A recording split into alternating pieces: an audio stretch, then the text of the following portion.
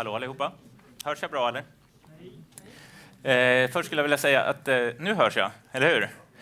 Det är jättekul att vara på en utvecklarkonferens. Det är så mycket skitsnack som pågår i andra delar av stan medan vi sitter här och har kul. Så först skulle jag fråga, hur många är det här som anser sig jobba på ett företag som använder molntjänster? Upp med en hand. Och kan man då få också en snabb överblick på hur många som anser sig ha viss kompetens inom att jobba med molntjänster? Okej. Så inte så jättemånga. Då kanske det kan vara så att jag faktiskt kan bidra med någonting. Det är jätteskönt. Och sen är det så att jag ska para ihop det här med att prata om skalbarhet. Och det är ett helt annat ämne egentligen, fast de hör ju ihop. Vad heter det här att jag inte har någon bild här? Är det någonting man kan göra åt? Det här funkar inte, eller?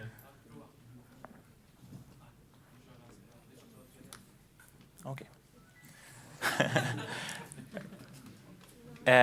Den här bilden är då en illustration. Det visar ett tåg som har fått en ganska stor userbase. Och då kan man fråga sig, ett tåg, är det skalbart eller inte? Själva infrastrukturen, arkitekturen som ligger till grunden för ett tåg, är det skalbart eller inte? Och det är ju faktiskt det, för man kan ju faktiskt lägga till fler vagnar när det kommer fler användare till tåget. Och man kan ju faktiskt lägga till i stort sett hur många vagnar som helst, därför att man kan ju lägga till lok också som drar de där vagnarna om det behövs, om det blir riktigt många användare. Det som däremot inte är så skalbart är perrongerna. De är ju så att säga gjutna i sten. Och längden på dem, när man får fler vagnar än perrongen är stor, så tar det på något sätt slut. Det är lite grann som att man måste köpa ett serverrack till. Och då kan man däremot fundera på om ett tåg, är det en bra metafor för en molntjänst eller inte? Skulle man kunna säga att SJs tåg är driftare i molnet? Och det skulle jag säga att de inte är. För att det är ganska mycket jobb att köpa in en ny vagn. Det är inte så att det sitter någon på SJ och bara klickar, så kommer det fram fler och fler på spåret. Så att jag tycker att det här tåget är ett jättebra exempel. De behöver ju skala upp det här tåget, det är helt uppenbart. Men de har inte gjort det med en arkitektur som innebär att de bara kan klicka fram nya vagnar. Är det någon som tycker att den metaforen inte var extremt tydlig och bra, så upp med en hand. En person. Bra, men det var egentligen allt jag hade att säga om molntjänster och skalbarhet. Och jag kan i och för sig berätta lite om hur vi jobbar med molntjänster på Twingly också. Jag kan inte så att säga utge mig för att vara en expert på skalbarhet, men en expert på vad vi gör på Twingly för att skala våra tjänster. Och det som hände på Twingly februari 2007 var att då hade vi jag vet inte om ni vet hur Twingly startade. Behöver jag presentera lite grann om vad vi gör och sådär. Vi har ju en tjänst för tidningar som innebär att de kan automatiskt länka tillbaka till bloggar.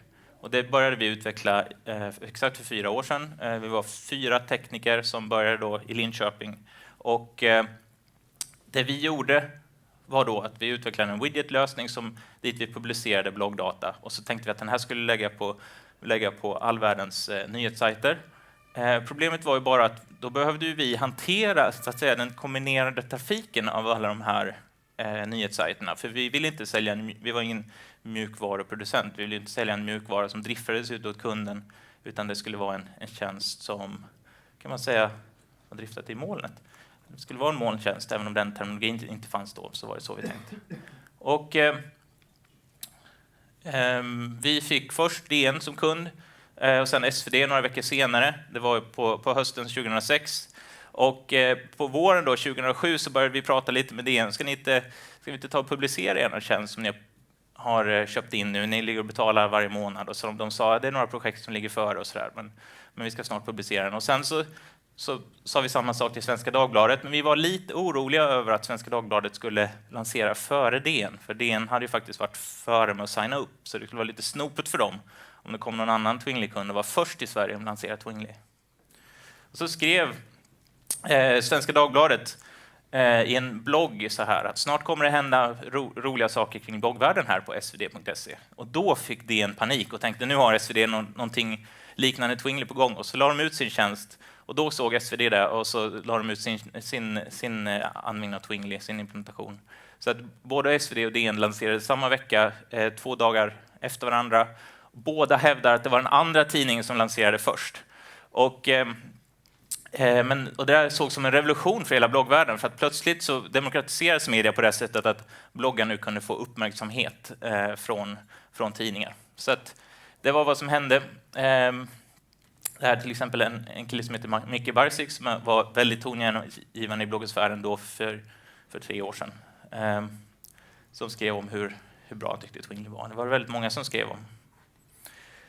Och sen har det där rullat på. Vi har nu inte bara DN och Svenska Dagbladet utan i ett stor mängd sajter. Det är 115 sajter som använder Twingly idag i 10 länder runt om i Europa, och det är små och stora. Och jag kan säga helt ärligt att vi driftar de här 115 kunderna, vi hanterar alltså de här sajternas sammanlagda trafik på exakt samma lösning som vi lanserade för 3 år sedan, som då klarade av DN och Svenskans sammanlagda trafik. Och det här är inget svårt, det skulle vem som helst kunna göra, jag ska berätta hur. Och det hade vi aldrig klarat av att göra om det inte fanns möjlighet att placera saker i molnet, så att säga.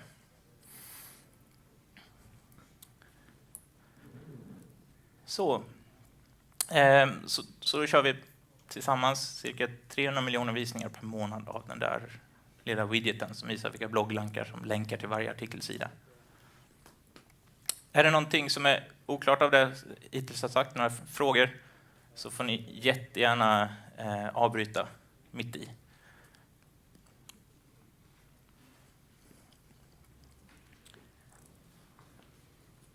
Kan man fråga sig vad skalbarhet är för någonting. Jag tänker på skalbarhet ur de här 3 aspekterna. Att för att en tjänst ska vara skalbar så ska det vara så att den så att säga klarar av att växa utan att arbete och resurser måste tillföras i allt större mängd när trafik och data växer.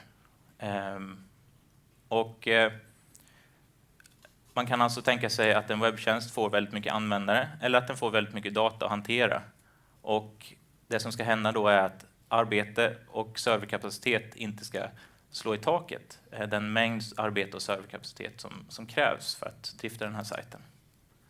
Och det där kräver väldigt att man tänker till verkligen från början för att uppnå det där. För att om man bara bygger en tjänst som helt naivt som fungerar jättebra för en användare, så innebär det inte alls att man bara kan öka kapaciteten genom att lägga till fler servrar, utan då måste den kapaciteten, den förmågan finnas inbyggd från början. Och man kan också definiera skalbarheten med att tänka på vad det inte är för någonting. Skalbarhet är alltså inte samma sak som prestanda som vi pratar om idag. Därför att en tjänst kan vara skalbar utan att sidorna laddas särskilt snabbt. För att den är skalbar innebär att när antalet användare ökar så kan jag behålla mina laddtider konstanta genom att lägga till servrar eller genom att köpa en större server. Det innebär alltså inte att de laddtiderna för sidorna är snabba från början. Så prestanda och skalbarhet är 2 olika saker som man måste optimera för. Skalbarhet är inte heller hög tillgänglighet. Tillgänglighet innebär att sajten är driftad på ett sätt och byggd på ett sådant sätt så att den fortsätter fungera oavsett vilka problem som uppstår. 24 timmar per dygn, år ut och år in. Och det är ett helt annat problem att lösa än vad skalbarhet är. Och skalbarhet är inte heller någon viss teknologi eller plattform eller programspråk. Man kan inte säga att PHP är mer eller mindre skalbart än Java. Och inte att Java är mer eller mindre skalbart än .NET eller Python. Inte heller HTTP eller TCP eller Ajax eller någon sån teknologi kan sägas vara mer eller mindre skalbart än annan. Däremot kan man använda olika teknologier för att skapa skalbarhet. Men det kräver fortfarande att om man nu vill bygga en skalbar applikation i PHP så kräver det att man tänker på det när man bygger den. Att man konstruerar applikationen på ett sådant sätt så att man kan lägga till fler servrar för att växa.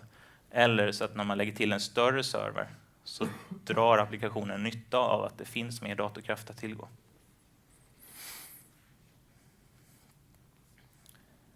Och det här är också väldigt viktigt att tänka på, att molntjänster ger inte automatiskt skalbarhet. Därför att om min tjänst är byggd så att den bara kan dra nytta av en server, om jag lägger till en server till så finns det inget sätt som de här kan prata med varandra. Då spelar det ingen roll att jag i molnet har förmågan att kunna lägga till många server efter varandra. Utan om man ska drifta saker i molnet och har tanken att de ska vara skalbara så måste man bygga in det i arkitekturen från början så att arkitekturen vet om att det här är en applikation som driftas på flera server och som ska kunna dra nytta av det när det tillkommer flera server. Och däremot när man tänker kring applikationsdesign så kan man tänka kring alla de här 3 komponenterna: skalbarhet, tillgänglighet och prestanda. Och det som är bra med att drifta tjänster i molnet är att man underlättar arbetet med att designa applikationen så att man optimerar de här 3 egenskaperna.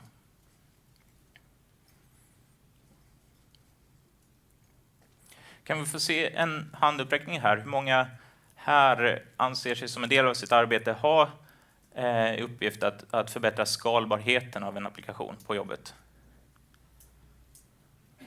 Upp med en hand. Och hur många jobbar med att förbättra tillgänglighet? Är det ungefär samma personer, eller? Och sen då, hur många är det som jobbar med att förbättra prestandan av en applikation? Upp med en hand. Och så ser vi att det är ungefär 3 gånger så många som jobbar med prestanda som med skalbarhet och tillgänglighet. Och om man då tänker på de 2 olika sorters skalningar som jag nämnde innan, vertikal och horisontell. Är det någon som kan förklara skillnaden mellan vertikal och horisontell skalning? Har ni någon idé? Upp med en hand. Om man tänker på vertikal skalning så tänker man så här: vi behöver en ny server för vi har alldeles för många användare. Då köper vi en större server. Och när man får ännu fler användare så köper man en ännu större server och så slänger man den gamla. Och när man får ännu fler användare så köper man en jättestor server och så slänger man den gamla. Eller använder den till, jag vet inte vad, ladda ner torrents med eller någonting. Och det där är, så att säga, kan man tänka på som webb 1.0-sättet att skala tjänster.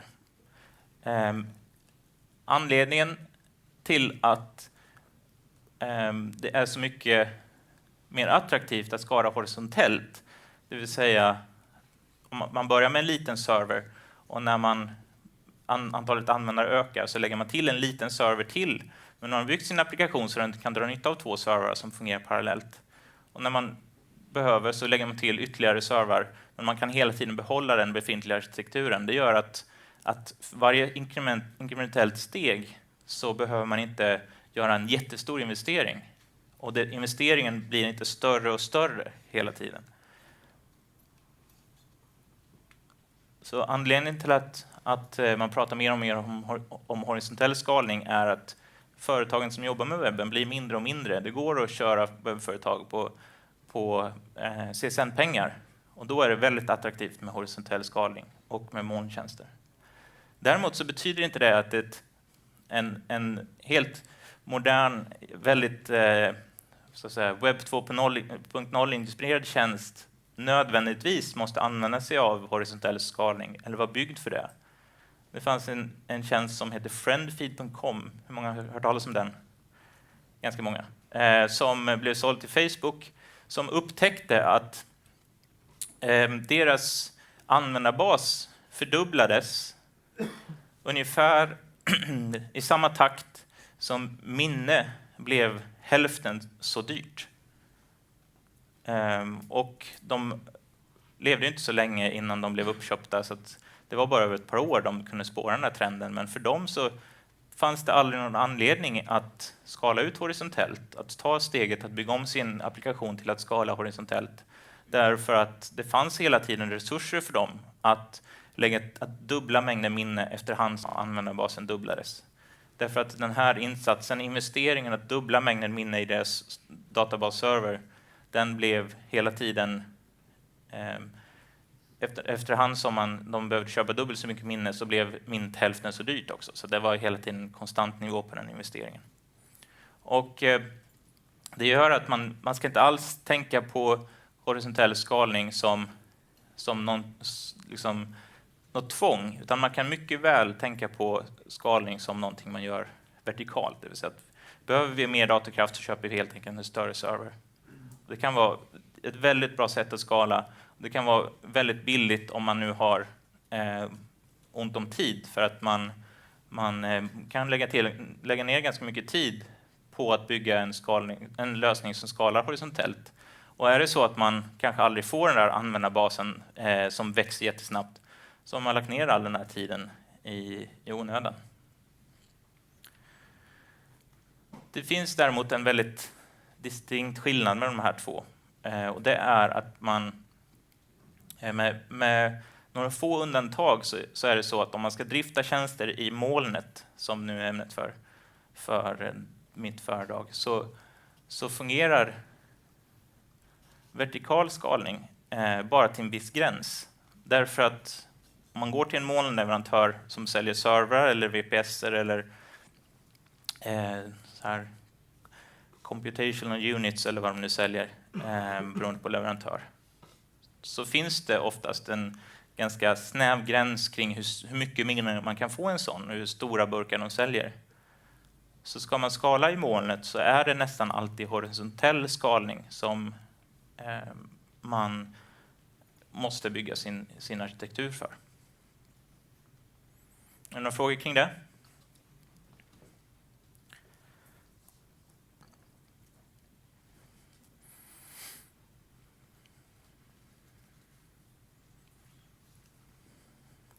Så om man då tittar på skalbarhet i molnet.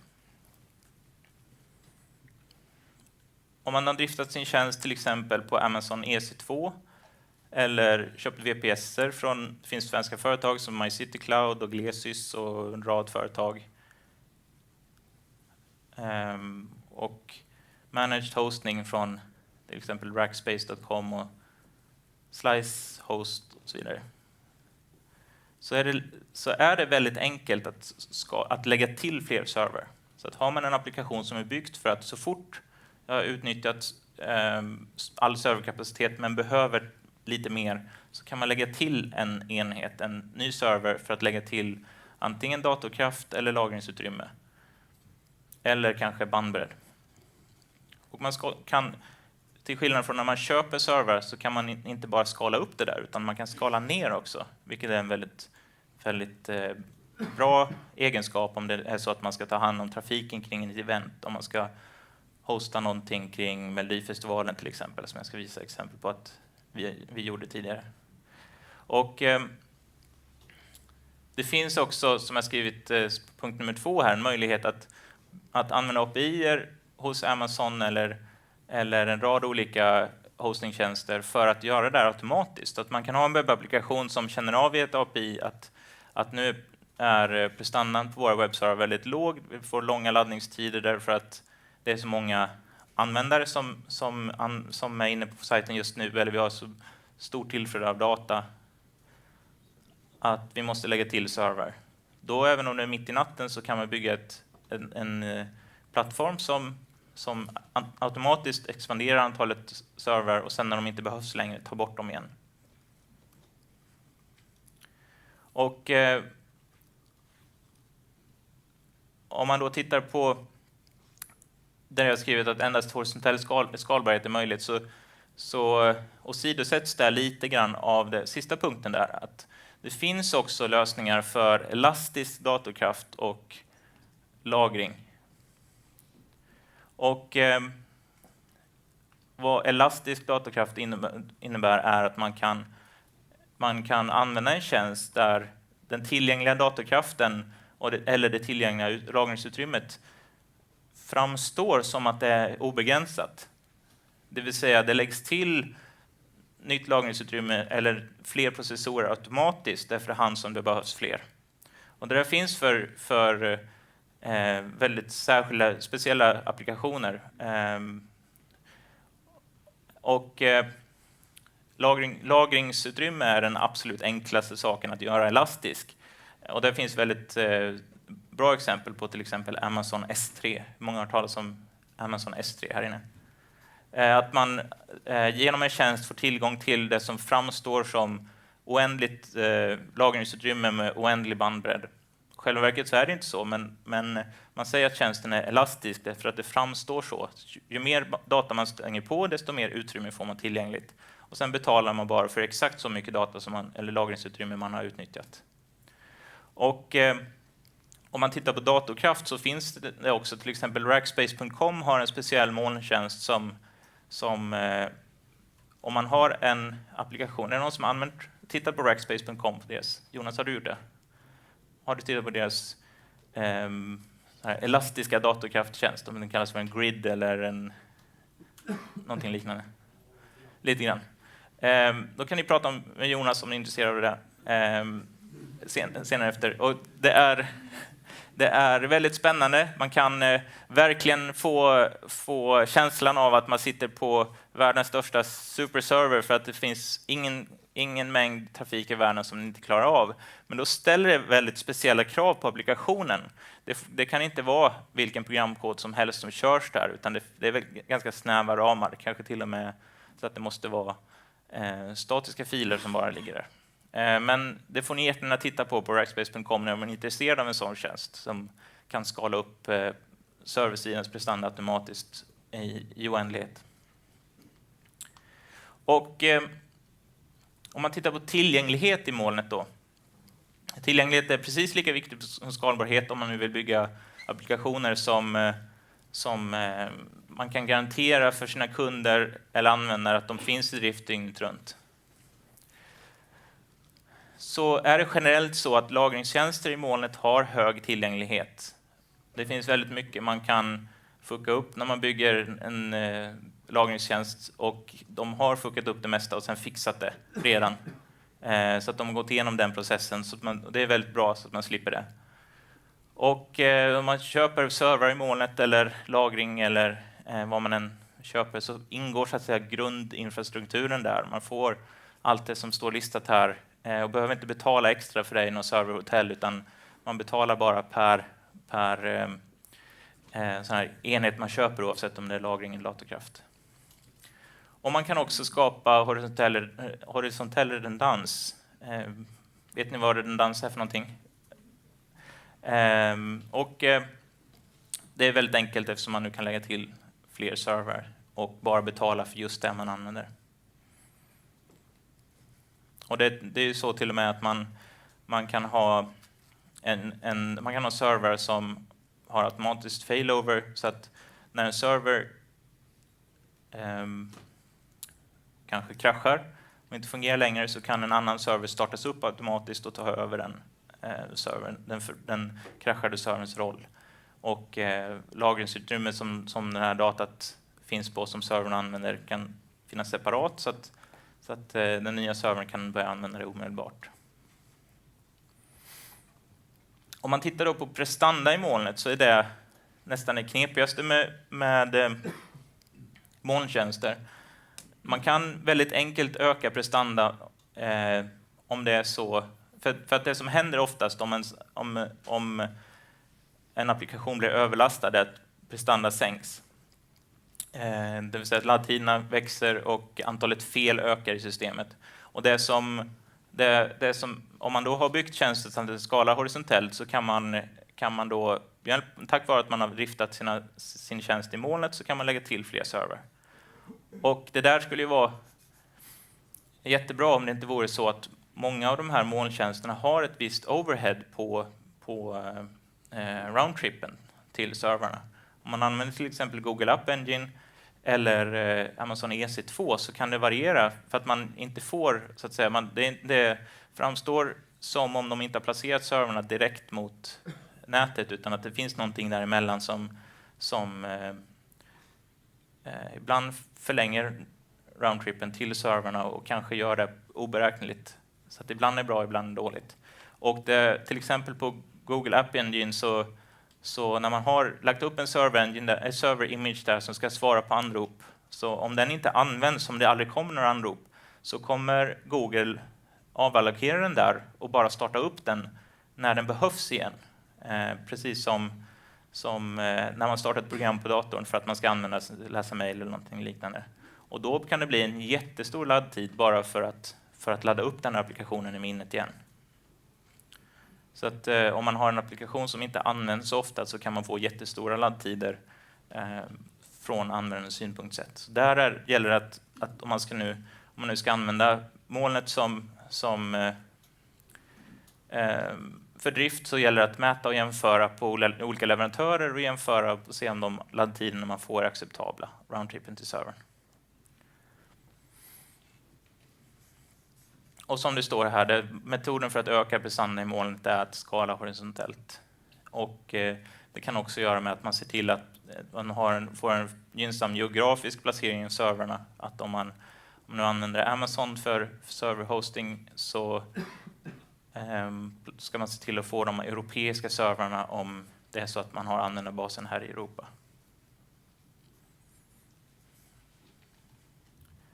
Och här är då de molnleverantörerna som Twingly använder. Amazon S3 och EC2. Hetzner.de för managed service. Glesius för VPSer. DNSen har vi hos DNS Made Easy. Och sen har vi ett CDN från CD Networks, och så håller vi just nu prata med MyCityCloud som jättegärna vill att vi tittar på deras server, så det gör vi. Och de här olika tjänsterna är vad vi har funnit passar väldigt bra för våra applikationer. Det innebär inte att de är bäst för era. Däremot så är ni välkomna att titta på de här. Har ni några frågor kring de här leverantörerna, så får ni jättegärna höra av er till oss, så kan jag antingen svara på dem, eller om jag inte kan, så kan jag förmedla kontakten vidare till våra utvecklare. För vi vill väldigt gärna att kunskapsnivån lyfts kring sådana här tjänster, så att fler använder dem, så att de utvecklas baserat på efterfrågan. Och jag tänkte visa hur vi använder de här tjänsterna i grova drag. Så här i väldigt grova drag fungerar Twingly Bloggstream. Den här gubben med skägg är en bloggare. Jag kan kalla honom Ginge. Han publicerar sitt blogginlägg och pingar in det till Twingly som hämtar det blogginlägget och stoppar in i vår sökmotor. Och för att publicera ut det här och för att klara den här stora trafikmängden som är den kombinerade trafikvolymen från alla de nyhetssajterna som använder Twingly, som är till exempel SVT och DN och Expressen och SVT och Sveriges Radio och i Norge Världens Gang och TV2 och ett hundratal andra sajter, så publicerar vi det data till Amazon S3 som är Amazons lagringstjänst i molnet. Och Amazon S3 är en elastisk tjänst som växer där man får tillgång till synbart oändligt diskutrymme och synbart oändlig bandbredd. Och den här fanns redan 2006, kanske till och med 2005. Och vi anammade den för att vi såg inget annat sätt som vi till en låg kostnad skulle kunna klara av den här trafiken från då Svenska Dagbladet och Dagens Nyheter som lanserar vår tjänst först. Och, så det vi gör är helt enkelt att vi publicerar JSON-filer och JavaScript-filer och bildfiler statiskt till Amazon och har en väldigt snabb uppdateringstakt där. Vilket gör att det framstår som att datat som går ut i tidningarna är dynamiskt fast det egentligen är statiskt lagrade filer. Och det har alltså en väldigt stor fördel i att de här användarna, efterhand som det har vuxit och de här har blivit fler, så har vi inte behövt förändra vår plattform någonting. Därför att Amazon S3 har tagit hand om 100% av den här trafikökningen utan att vår plattform har behövt förändras någonting. Det enda som har förändrats är storleken på räkningen som Amazon skickar till oss varje månad.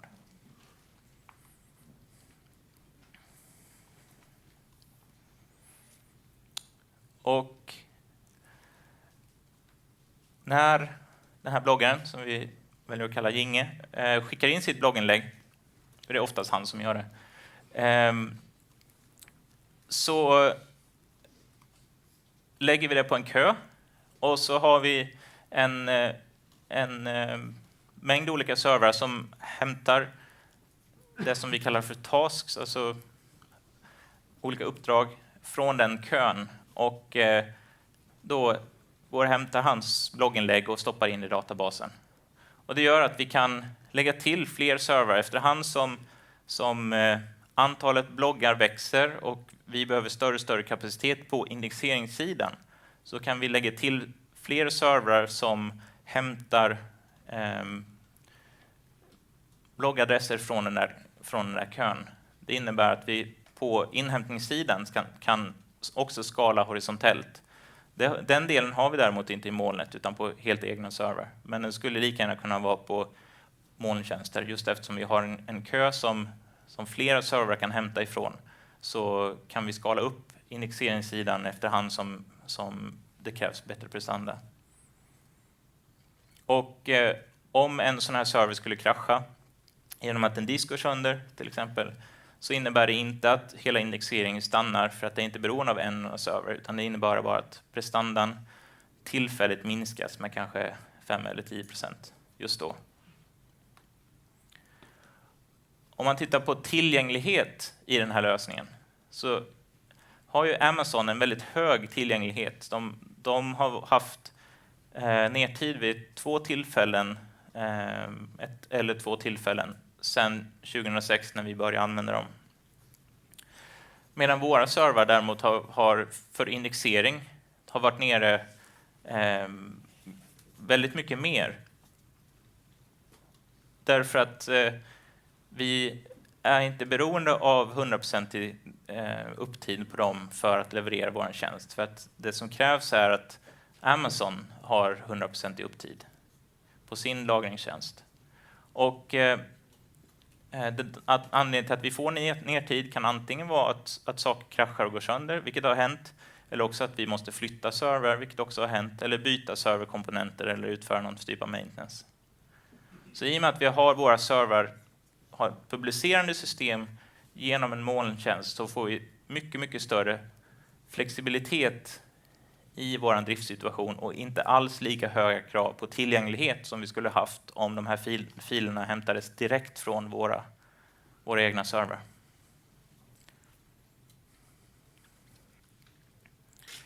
Så det jag skulle säga är fördelarna med Amazon S3, det som står det här, att vi kunde från början använda en tjänst som vi visste skulle klara all trafik vi slängde på den utan att klaga. Utan att vi någonsin behövde åka och köpa fler servrar eller hantera frågor som nu går det inte att köpa en större server, vad gör vi nu? Eller att vi inte hade råd. Vi får också väldigt hög tillgänglighet, men inte bara hög tillgänglighet utan också ett väldigt starkt varumärke i Amazon. De tillfällen när Amazon faktiskt har varit nere så har det varit i rubriker över hela världen.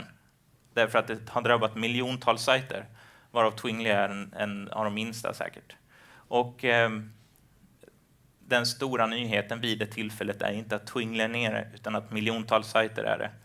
Så att det är inte alls samma sak som om vi hade köpt bredband eller en lagringstjänst från Bahnhof som kanske är nere lokalt i Linköping då och då. Därför att då är det, om den lagringen eller den tjänsten skulle vara nere, så är det i vårt val av leverantör som vi har gjort fel, eftersom vi har valt en tjänst som inte går att lita på.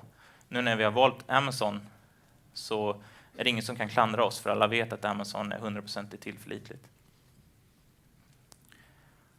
Och en annan fördel är att det är billigt, väldigt billigt vid små volymer. I början betalar man i stort sett nästan ingenting för lagringstjänster som Amazon S3.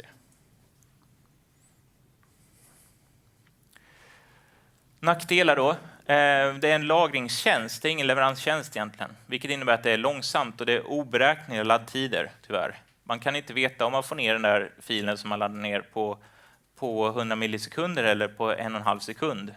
Och det är inte tänkt att man egentligen ska ladda filer därifrån. Ändå är det väldigt många tjänster som gör det. Både bildladdningstjänster och till exempel Twitter har vi i olika omgångar haft alla sina avatarer på Amazon S3. Och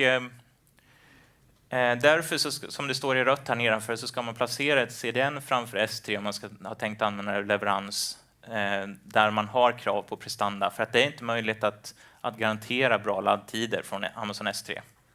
Och det är också så att när man kommer upp i stora volymer så inträffar 2 fenomen. Dels så bör man upptäcka att det här är väldigt, väldigt dyrt helt plötsligt.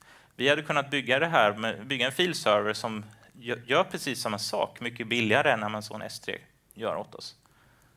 Och dessutom så när man har kataloger på Amazon S3 med hundratals miljoner filer, så börjar det bli lite svårbearbetat, för att de katalogerna är inte gjorda för det. Så då börjar man komma in i uppdateringscykler där man måste ha specialkonstruktioner för att klara av att skala upp till väldigt mycket data eller väldigt många filer. Och det finns exempel på någon utvecklare som gjorde en tjänst där han la massor med jättestora datafiler, jag tror det var filmer, på Amazon S3. Och sen visade det sig att det tog så att han la upp så många att han började få väldigt dyra räkningar på tusentals dollar i månaden på grund av att han hade använt mycket lagringsutrymme. Och sen satte de upp EC2-enheter för att börja delita sådana filmer som man inte använde. Och det tog så lång tid att bara utföra delete-kommandon att när han hade kört en serverinstans en hel månad med bara delita filer, så hade han bara minskat kostnaden med 10%. Och den här minskningen var mindre än vad det hade kostat att ha servern som utförde deletningen. Så att det finns problem när man börjar lägga upp väldigt stora volymer av data. Att man får arbete som man kanske inte hade räknat med. Och dessutom så kan man inte på Amazon S3 få någon support utan att betala för det, som man kan på väldigt många hostingföretag. Vi betalar just nu $3,000 i månaden för Amazon S3. Om ni laddar ner den här PowerPointen efter så kan ni se hur det är uppdelat på olika geografiska zoner, och framförallt är det att vi har väldigt många requests. Jag tror att vi hanterar 4 miljarder fil-requests i månaden eller något sånt där. Men totalt så betalar man för antalet requests, antalet gigabyte lagring. Vi använder väldigt lite för att det är väldigt många filer men väldigt små, så att vi har kanske 0,5 gigabyte data här. Men mot den halva gigabyten data har vi då 4 miljarder requests i månaden. Och för det betalar vi då $3,000 ungefär. Och det här skulle vi mycket billigare kunna hosta på en egen filserver. Jag är säker på att med bra cache-metodik så skulle man kunna sätta upp 2 redundanta servrar som klarar av den här trafiken, bara leverera statiska filer som kanske kan driftas för 5 000 spänn i månaden eller 10 000 i månaden, inklusive serverkostnader. Men det är ju väldigt enkelt att ligga kvar med den här lösningen, just eftersom det är sån trygg och säker hosting. Vi har fortfarande samma värde i att ha den här stora tryggheten. i den här lösningen. Och om man då ska hantera, hade det här varit, det här är grafen över användarna som accessar en tjänst som heter Twingly Live, som ligger på live.twingly.com. Det här var kring Melodifestivalen när Aftonbladet ville lägga den här live-tjänsten på sin första sida, som har jättemycket trafik. Och vi var jätteglada under OS och Melodifestivalen här. Om man tittar, det här är över från mitten av februari till mitten av mars ungefär. Under OS Twingly Live hade runt kring 80 000 besökare per dag, vilket vi tycker är jätteroligt med så mycket besökare. Och sen så körde Aftonbladet lite tester och började pumpa in så här 10 gånger mer data, eller 500 000 besökare om dagen. Och då blir det lite skrämmande, för att Twingly Live är nämligen så, om ni tittar på live.twingly.com så använder vi de här long polling som dissades här tidigare. Och det är en teknik som fungerar jättebra. Det är ett hack, eller rätt sagt det är en sammansättning av flera hack som man måste använda för olika browsrar. Men det används ändå av väldigt stora tjänster som till exempel mebo.com som har miljontals användare som sitter och chattar över MSN och ICQ och Skype via deras webbgränssnitt som använder long polling för att få realtidsinteraktivitet. Likaså på Twingly Live så är det en Twitter-Facebook-ström som strömmar meddelanden kring ett event. Till exempel eventet här idag. Kan ni se den på den här is.se/live. Och där kan ni då blir problemet att när det är som här hundratusentals personer som är intresserade av en sajt, och när den sajten använder long polling så innebär att varje besökare som är inne på sidan ska ha en connection öppen mot den här sidan. Det är alltså inte bara att man gör en request, utan man vill ha ett vad sa Daniel, ett koppel öppet mot servern tills det kommer ny data. Och det är det som kallas för long polling. Det ställer helt nya krav på servern. Och någonting som vi därför använde en sajt som heter Källström för att skala upp. Och nu visar det sig att när vi tittade på lösningen för att skala upp den tjänsten Twingly Live horisontellt, så var det en för stor utmaning för att vi skulle kunna bygga det på en vecka som vi hade på oss. Så att vi tackade nej till Aftonbladet, så att vi kan inte erbjuda er att ha den tjänsten på er framsida under Melodifestivalfinalen. För att det är för mycket jobb på för kort tid, och vi vill inte göra det på en vecka, för då har vi 0 tid på oss att testa efter att det är färdigbyggt innan det ska driftas. Så det tackar vi nej till, men i princip så den principen som vi hade använt är ju helt enkelt att man har, om man nu ska visa en realtidsström för en mängd användare, så handlar det helt enkelt om att bygga en infrastruktur där man kan lägga till fler servrar. Här visar det 3 servrar, men det skulle lika gärna kunna vara 300 då vid det tillfället man behöver väldigt mycket. Nu tror jag inte att 300 behövs. Det finns serverapplikationer som klarar 10 000-tals samtidiga användare, eller till och med 100 000-tals samtidiga användare. Och tillgänglighet skulle man då uppnå genom att låta användare som går mot en server som kraschar växla över till en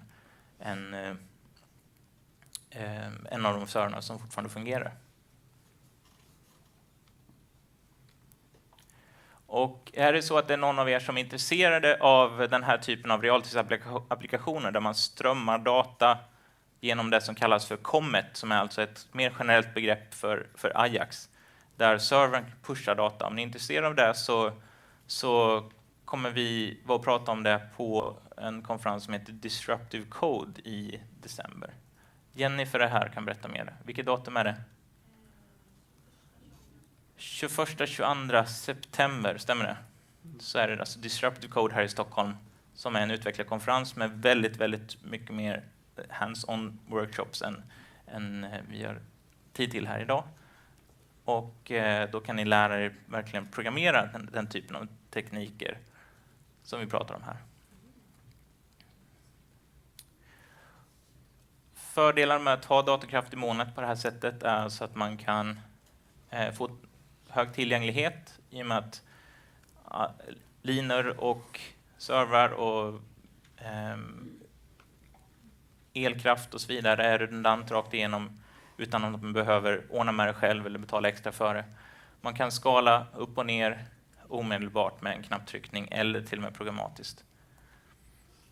Nackdelar med att ha servrarna driftade i molnet är att det kan kännas lite otryggt att inte kunna åka och klappa på dem. När man nu känner för det. Man kan inte prova så här, men tänk om vi hade SSD-diskar i istället, då kanske vi skulle klara oss med 2 server istället för 10. Det finns inte den möjligheten att laborera på det sättet, utan man får nöja sig med en fix hårdvara och göra prestanda-tester på olika leverantörer istället för att se vart man kan få ut mest kräm ur de burkarna man köper. Och sen så kan det vara problem med prestanda och med tillgängligheten till systemkonfiguration om det är så att man köper virtuella enheter som VPSer till exempel. Och det finns också krångel med lagring som man kan stöta på, att man till exempel om man köper serverenheter så har man ingen garantier för att de stannar uppe, utan applikationen måste kunna leva med att de kraschar ibland och startar upp. Så data försvinner ur minnet och kanske till och med lagringen som finns på disk på den servern också försvinner. Då måste man ha en extern lagringsenhet också i molnet, men där servern hämtar data ifrån. Och några problem vi har stött på. Jag behöver inte prata så jättemycket om det, men det mesta jag har berört redan. Amazon S3 till exempel har väldigt oberäkneliga laddtider. Och det som är kanske mest intressant är det här längst ner. Att det vi måste tänka på när vi betalar ganska mycket för molntjänster utomlands är att valutan fluktuerar ganska mycket. Har man budgeterat för ett visst belopp så kanske det blir jobbigt när svenska kronan faller 30% mot dollarn. Och det där har vi balanserat upp genom att ha intäkter i utländsk valuta också. Det är jättebra, det borde ni prova. Om ni har utgifter i utländsk valuta, se till att ni har intäkter i samma valuta. För då när kronan sjunker eller faller så förändras ju inte budgeten eftersom intäkterna balanseras mot kostnaderna om de är ungefär jämförligt stora. Så jag tror att vi har ungefär 10 sekunder till frågor om det är någon som är intresserad av det. Får jag så? Jag tror att den absolut vanligaste frågan jag fick på Twitter under den här stunden var varför du har jackan på dig och om du möjligtvis har en t-shirt där under. Ja, visst. Det har jag. Ja, bra, tack.